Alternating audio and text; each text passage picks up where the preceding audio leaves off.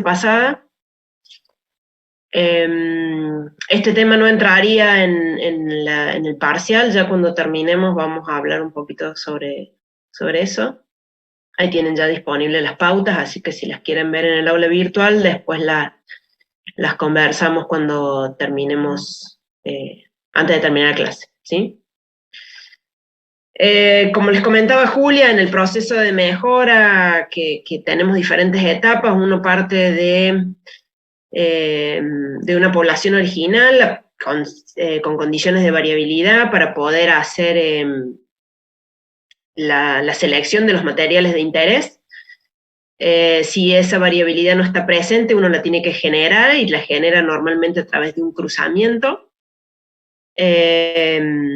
Luego que tenemos esa variabilidad, debemos seleccionar los individuos de interés. Entonces hacemos todo lo que es el proceso de selección. Y una vez que tenemos los individuos seleccionados, tenemos que evaluarlos, ¿sí? Entonces la evaluación de germoplasma es una parte del proceso de mejora que no va independientemente del método de mejora que nosotros estemos utilizando, no va separado de nada, digamos, es todo dentro de un mismo proceso, pero que tiene como diferencias en qué etapa nosotros del proceso de mejora estemos. Si estamos, supongan que nosotros hemos tenido que hacer cruzamientos iniciales para poder generar la variabilidad de interés, entonces vamos a tener materiales que están todavía segregando y materiales, cuando avancemos en la mejora, vamos a tener materiales que ya están en cierto grado de homocigosis. Entonces eso hace de que las evaluaciones y las características de la población sean distintas con relación a cómo sea esa homogeneidad que tenga la población.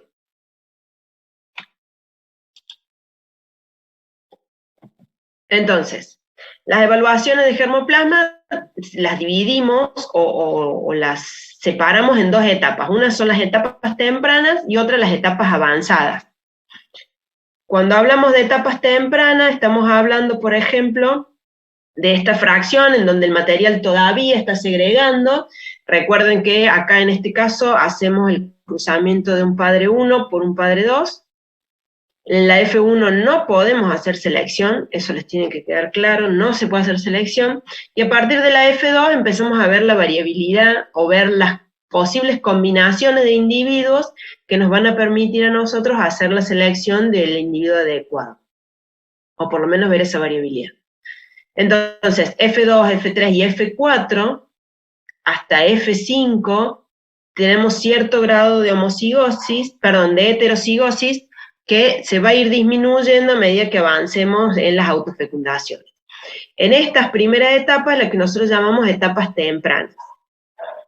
Y una vez que pasamos, o sea, cosechamos la semilla F5 y la sembramos, que pasaría a ser semilla F6 y F7, es la que consideramos etapas avanzadas. Cuando llegamos a la F7, nosotros en esa población, recién ahí es cuando empezamos con los procesos de mejora de los ensayos comparativos de rendimiento para poder evaluar estos temas que vimos la clase pasada, que era el tema de estabilidad e interacción fenotipante, ¿sí? ¿Cuáles serían los objetivos de mejora o los objetivos de evaluación, perdón, no de mejoras en las etapas tempranas? Bueno, primero es estimar los componentes de variancia genética, ambiental y de interacción porque no los conocemos. Recuerden que es un material segregante. ¿Se acuerdan qué método de mejora nos permitiría a nosotros estimar variancias? Perdón, ¿qué método utilizaríamos para estimar variancias en una población F2, F3? Esto es repaso para el parcial.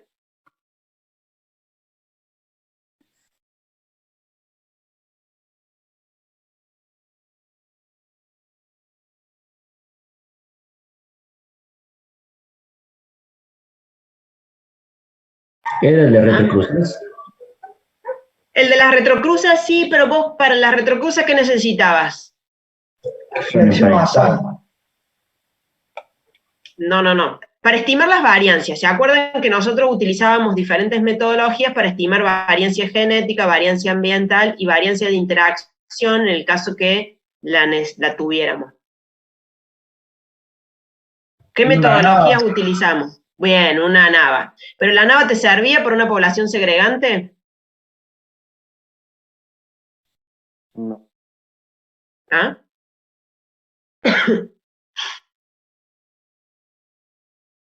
¿Qué tipo de variancia podíamos sacar con el ANAVA? La ambiental y en el caso de la interacción genotipo-ambiente Bien, y y, la fenotípica, y ¿sí? la fenotípica. Y yo en una población F2 segregante, por ejemplo, o en un F3, ¿yo qué necesito conocer? ¿La genética total, la variancia genética total o la variancia genética aditiva? Primero está dominancia, después aditiva cuando vamos avanzando el proceso. En la Bien, o sea, F2, claro, es total. a ver, piensen, que yo tengo una población segregante, ¿qué es lo que me interesaría saber a mí? ¿La genética total? ¿O me interesa saber cuánto es lo que ese individuo que yo veo se va a transmitir a la descendencia? Eso lo Digamos, digo. la aditividad. Pero en la F2 hay una varianza ambiental principalmente, y después en lo que es genotípico ya hay un efecto de dominancia, y ya en la otra generación podés evaluar un poco más la variación aditiva. Bien, pero bien, por eso, vos en la F2 vas a tener una población sumamente segregante, pero a vos te van a interesar individuos, cuando vos tengas tu población segregante, vos vas a decir, bueno, este individuo me interesa o me gusta y le veo ciertas características. ¿Cómo me aseguro yo que ese individuo le va a transmitir a la descendencia los genes? ¿A través de qué variancia yo me puedo asegurar que ese individuo le va a transmitir a su F3, por ejemplo, los genes que yo vi que estaban presentes en la F2? Genotípica aditiva. Bien, la aditiva. Acuérdense que la variancia aditiva es el parecido entre parientes, ¿sí? Entonces vos necesitas estimar esa variancia aditiva. Entonces, en evaluaciones tempranas o en F2 o en poblaciones segregantes, la variancia de mayor importancia que vos tenés que estimar es la variancia aditiva, ¿sí? ¿Se acuerdan qué metodologías utilizábamos para estimar variancia aditiva?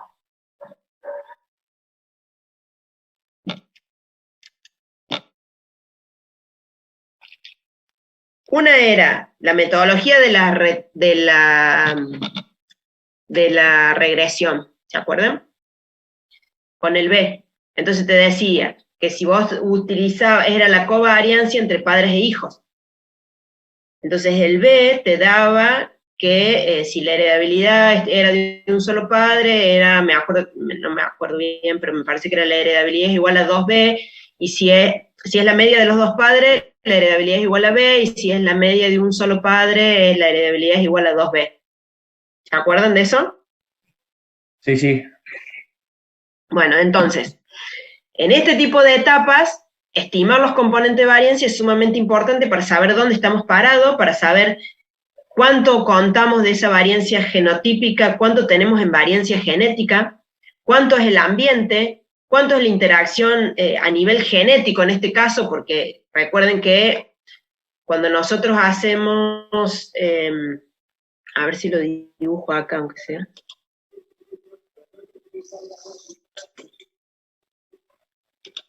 Cuando nosotros tenemos nuestra población, supongan, esta es nuestra F1, ¿sí?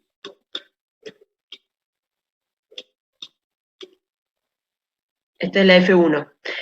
Todos los individuos que nosotros acá, esto se autofecunda y me va a dar la F2, ¿sí? Supongan, vamos a cambiar esto que sea la F2. Entonces, si esta es mi población F2, cada individuo de acá va a ser un individuo completamente distinto, ¿sí? O sea, yo en este caso, ni este individuo es igual a este, ni este es igual a este, ni este es igual a este, ni este es igual a este, ¿sí? Todos son individuos distintos. Por lo tanto, si todas las semillas son individuos distintos, no voy a poder estimar la interacción, porque solamente voy a tener una semilla. Entonces, lo que sí puedo estimar acá es la interacción a nivel genético, ¿sí? Cuando yo estime las variancias genotípicas, es abrir esa variancia genotípica a la parte de los genes, ¿sí? La variancia de epistática, ese tipo de variancia. ¿Se entendió?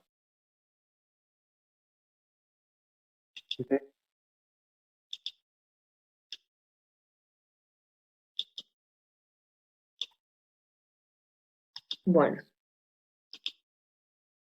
Entonces, en las primeras etapas hay que estimar las componentes de la variancia, determinar la heredabilidad para saber cómo vamos, qué metodologías de métodos de mejora vamos a utilizar.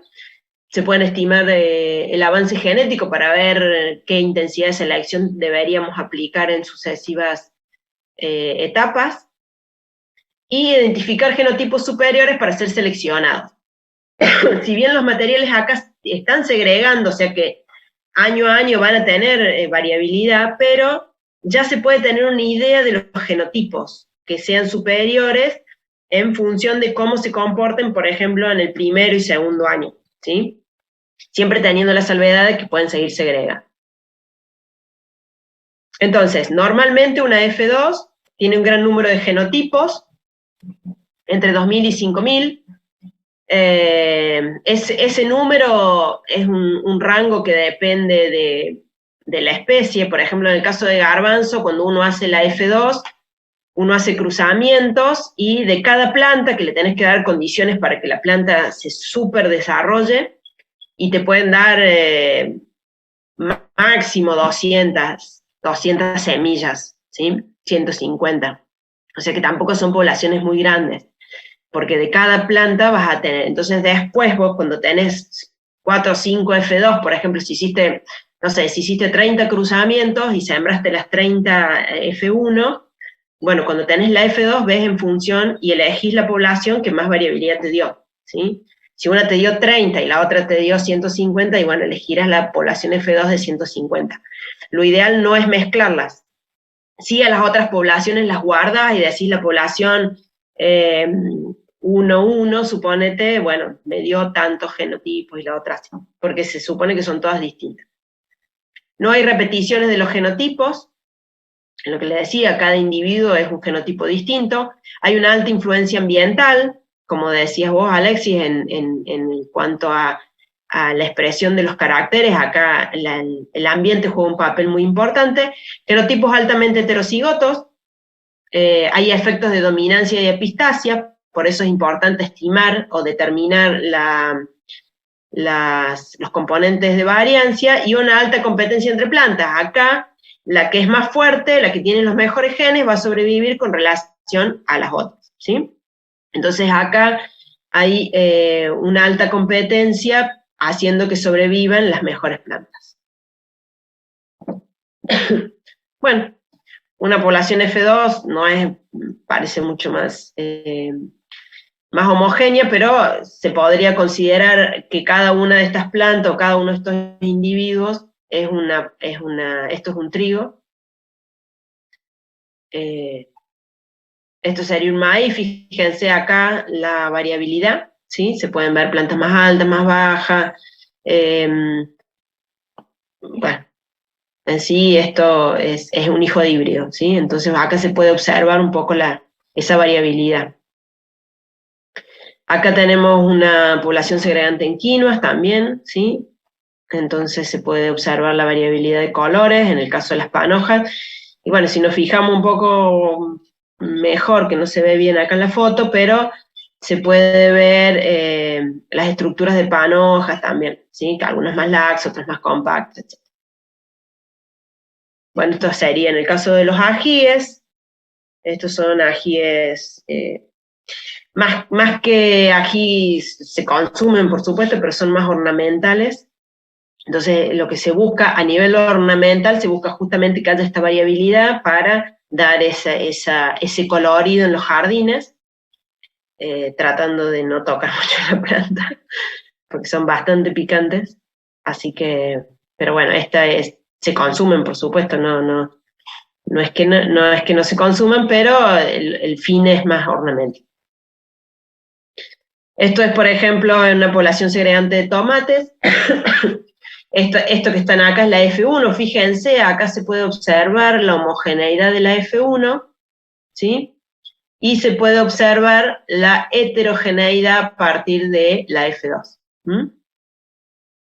Entonces, bueno, uno lo que empieza ahora es a seleccionar dentro de la F2 cuáles son los individuos que a mí más me importan. Fíjense estos dos, que los parentales eran bastante buenos, miren la descendencia que dio, ¿sí?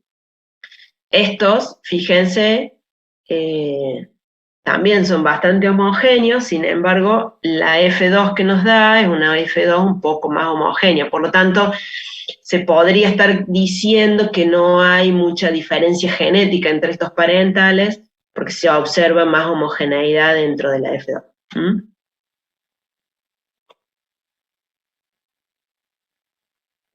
Bueno, esto era también de una chica que estaba trabajando en FECOAGRO, que son la de las semillas que estaban en el Pro Huerta, que están en el Pro Huerta. Entonces, bueno, ellos veían heterogeneidad y diversidad, esto es lo que se supone que debería venir en las bolsitas del Pro Huerta, que es la típica característica del anquito, y empezaban a ver, porque había cruza, entonces empezaban a ver todo esto, ¿sí? Entonces esta población heterogénea hacía de que ellos cosecharan todos estos zapallos, digamos, estos calabacines, y los metieran en las bolsitas. Entonces la variabilidad empezaba a hacer su juego. Entonces esto lo hacían también, por ejemplo, con los descriptores que tenían de esta variedad, de anquito, buscaban dentro de la población heterogénea, buscaban nuevamente las características que corresponden a la variedad y seleccionaban esos individuos y de esa forma iban purificando las líneas, ¿sí? Pero en este caso está puesto para que ustedes vean la variabilidad que se encontraba dentro de la población, ¿sí? Entonces esta sería una población con variabilidad, a partir de la cual se podrían hacer selección de diferentes tipos de zapallos.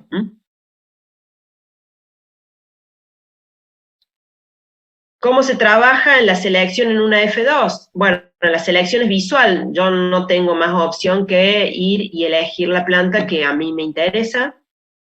Se selecciona por caracteres de alta heredabilidad. ¿Por qué? ¿Por qué harían de alta heredabilidad y no de baja? Es más rápido el progreso genético.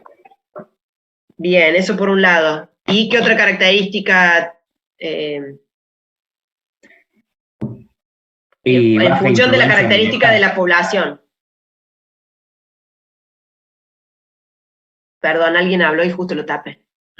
No, que yo he dicho baja influencia ambiental. No, acuérdate que acá decíamos que la influencia ambiental es alta. Es una población segregante, ¿sí?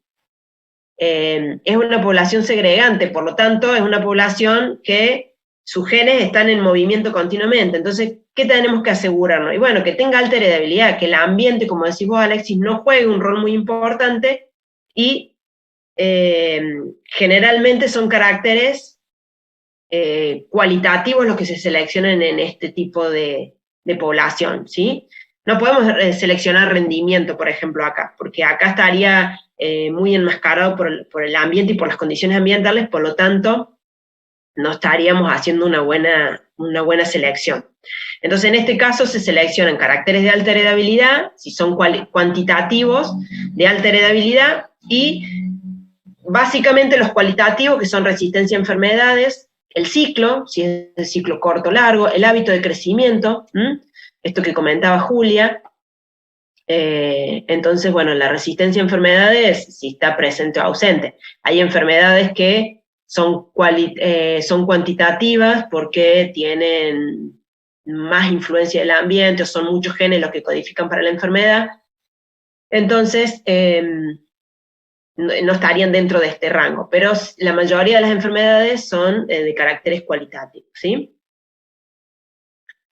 Conocer la relación entre los caracteres a través de la correlación entre ellos, ¿sí? Es importante esto que hablábamos, la correlación de los caracteres, decir, bueno, si la altura de planta está relacionada con la altura de inserción de la vaina, entonces, bueno, él seleccionaría para aumentar una y aumenta la otra. Entonces, es importante conocer la correlación que hay entre los caracteres para poder hacer una buena selección en este material segregante. Y a su vez no seleccionar tantas características que pueden llegar a ser una selección deficiente.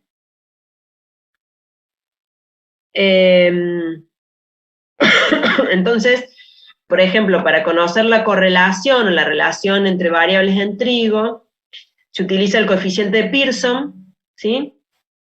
Donde esta gráfica, si ustedes se fijan acá en el título, por debajo, todo esto que está acá, son los coeficientes de correlación, y acá arriba, estos son los p-valor, o la probabilidad de que estas correlaciones se den, ¿sí? Entonces, este es un cuadro de doble entrada. Si uno entra al Infostat y pone todas las variables, va a tener esta correlación y va a decir, bueno, por ejemplo, el número de espiga con el número de espiga es una máxima correlación, por eso aparece el 1.